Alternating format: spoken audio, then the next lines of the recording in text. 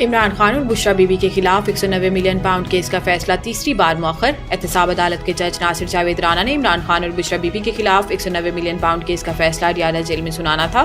جج ناصر جاوید رانا کا کہنا تھا کہ میں صبح 8:30 بجے سے عدالت میں موجود ہوں۔ پانی پی ٹی آئی کو 2 بار پیغام بھیجا لیکن وہ نہیں آئے اور نہ ہی بشرا بی بی یا ان کے وکلا کی طرف سے کوئی پیش ہوا۔ عمران خان کی جانب سے کہا گیا ہے کہ جب تک میری فیملی یا وکلا میں سے کوئی نہیں آ جاتا تو میں کمرہ عدالت میں نہیں آؤں گا۔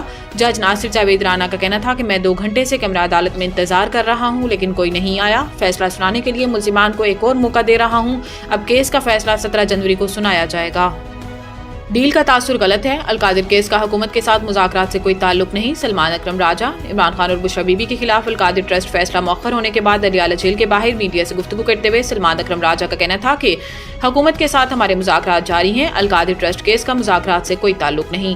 سلمان اکرم راجہ کا کہنا تھا کہ یہ تاثر دینا کہ کوئی ڈیل نہیں ہو رہی جس کی وجہ سے کیس کا فیصلہ مؤخر ہو رہا ہے بالکل غلط ہے۔ حکومت سے مذاکرات کا مقصد جمہوریت ہے۔ سیکرٹری جنرل پاکستان تحریک انصاف کا کہنا تھا کہ یہ سننے میں آ رہا ہے کہ حکومت کے ساتھ مذاکرات کی تیسری نشست 15 جنوری کو ہونے جا رہی ہے۔ دوسری جانب chairman P T I barrister Gohar کا کہنا تھا کہ ہمیں دیوار پر لکھا نظر آ رہا ہے کہ ہمارے خلاف انصاف نہیں ہو رہا۔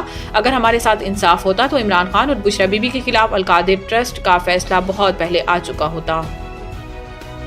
سویلینز کا ملٹری کورٹ میں ٹرائل کیس، اگر کوئی آرمی آفیسر آئین معطل کرتا ہے تو کیا سزا ہے؟ آئینی بینچ کا سوال۔ سپریم کورٹ کے آئینی بینچ نے جسٹس امین الدین کی سربراہی میں سویلینز کے فوجی عدالتوں میں ٹرائل کے فیصلے کے خلاف انٹرا کورٹ اپیل پر سماعت کی، جس سلسلے میں وزارت دفاع کے وکیل خواجہ حارث نے دلائل دیے۔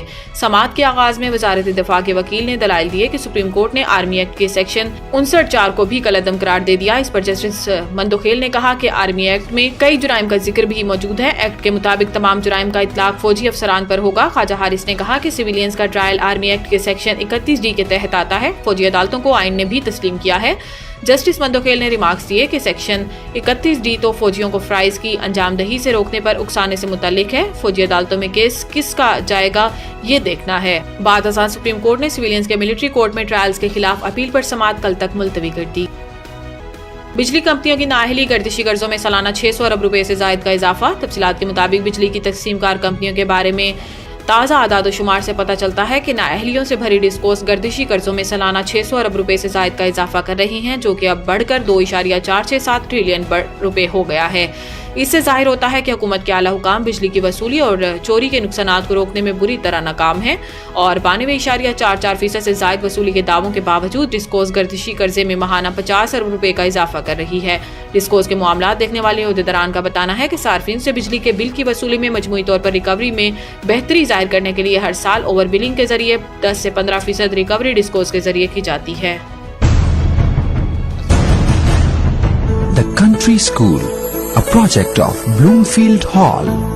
بہترین نصابی اور ہم نصابی سرگرمیوں کا حامل بلومفیلڈ ہال اسکول کا متعین کردہ اعلیٰ تعلیمی معیار، اسلامی تعلیم سے آراستہ، انٹرنیشنل سٹینڈرڈ ایجوکیشن، بچوں کی انگلش بول چال پر خصوصی توجہ، تجربہ کار اور تربیت یافتہ اساتذہ، کشادہ پلے ایریا، 25% رعایتی فیس کے ساتھ بلومفیلڈ ہال اسکول میں او لیول کرنے کا بھی موقع۔ So don't wait. The Country School towards academic excellence. Sahiwal Campus, 160 Old Civil Line, Sahiwal, 040-422-4747. Jahaz Ground Campus, 20B, near Social Security Hospital, Jahaz Ground, Sahiwal, 040-450-37